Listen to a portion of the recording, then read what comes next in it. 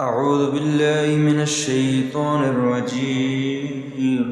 بسم الله الرحمن الرحيم. يسبح لله ما في السماوات وما في الأرض الملك القدوس العزيز الحكيم. هو الذي بعث في الأميين رسولا منهم يتلو عليهم آياته ويزكيهم ويعلمهم الكتاب والحكمة فإن كانوا من قبل لفي ضلال مبين وآخرين منهم لما يلحقوا بهم وهو العزيز الحكيم. ذلك فضل الله يؤتيه من يشاء والله ذو الفضل العظيم. مثل الذين حملوا التوراة ثم لم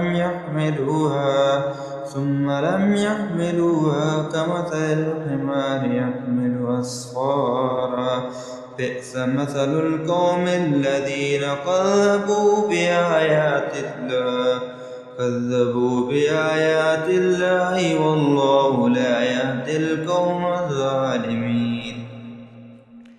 قل يا أيها الذين هادوا إن زعمتم أنكم أولياء لله من دون الناس فتمنوا الموت إن كنتم صادقين ولا يتمنوا أبدا بما قدمت أيديهم والله عليم بالظالمين. قل إن الموت الذين تفرون منه فإنه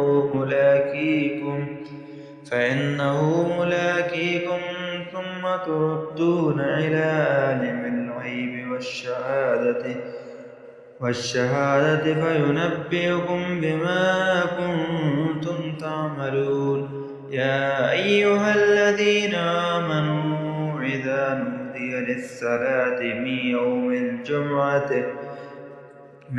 يوم الجمعة فاسعوا إلى ذكر الله وذروا البيع ذلكم خير لكم إن كنتم تعلمون. فإذا قضيت الصلاة فانتشروا في الأرض وابتغوا من فضل الله